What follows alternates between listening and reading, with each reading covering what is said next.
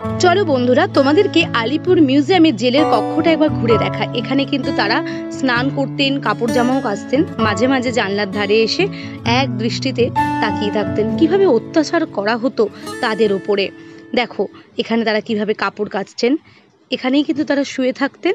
আর এই যে দেখতে পাচ্ছ থালা, তারা খেতেন, নিজেদের মধ্যে গল্পগুজবও করতেন। এগুলো দেখে মনে হচ্ছিল ঠিক যেন মূর্তি নয়, অবিকল মানুষ শুয়ে আছে। আমি তো এখানে এসে এই যে গামছা পরা লোকটাকে ভেবেছি সত্যিকারের লোক। এখানেই কিন্তু তারা আবার রান্নাবান্নাও করতেন। এখানে শুনেছি দুর্গাপুজোও হয়। ওই দেখো দেখা যাচ্ছে 1 পয়সা, 5 পয়সা, 2 পয়সা সব আগেকার দিনের মাতঙ্গিনী হাজরার ছবি দেখতে পাচ্ছি। আর এই যে দেখতে পাচ্ছ, ওই যে দেখা যাচ্ছে ওখানে কিন্তু লাইট অ্যান্ড সাউন্ড শোটা হবে।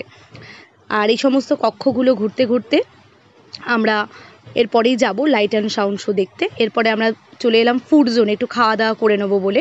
এখানে কিন্তু খাবারের প্রাইসগুলো রিজনেবল প্রাইসের মধ্যেই রয়েছে। আমরা এখান থেকে কফি নিয়ে নিয়েছিলাম, 20 টাকা করে পড়েছিল পার কফি। কফিটা কিন্তু আমার খেতে দারুণ লেগেছিল। একটু ফটো তুলে নিচ্ছি। এরপরে এর দোতলায় উঠবো।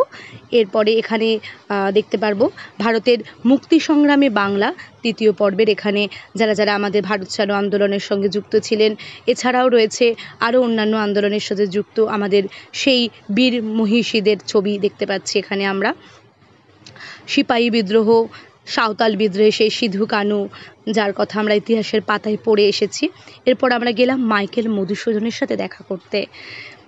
এরপর আবার চলে গেলাম আলিপুর স্ট্রোল জেলে। চলো এর ভেতরটাও তোমাদেরকে একবার ঘুরে দেখায়। আর এটা হচ্ছে একটা ক্যাফে, তোমরা চাইলে এখানে এসে সময় কাটাতে পারো। এরপর তোমাদের নিয়ে যাই নজরুল কক্ষে। নজরুলের সেই বিখ্যাত বাণী, বলবীর বল উন্নত মমশির নাহিবর। এরপর তাঁতকল দেখাবো তোমাদের, এখানে কিন্তু তারা তাঁতও বুনতেন। এরপর আমরা চলে গেলাম যেখানে লাইট অ্যান্ড সাউন্ড শোটা হবে। এখানে পার টিকিট পড়েছিল 100 টাকা করে।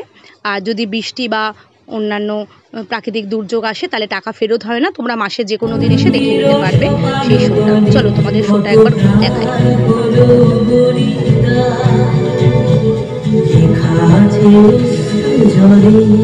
আপদকালে ভাই আইসা কাঁধ মিলায় ভাইয়ের সাথে, আর এই সকলে যেটা জানে আমিও তাই। এ জমিন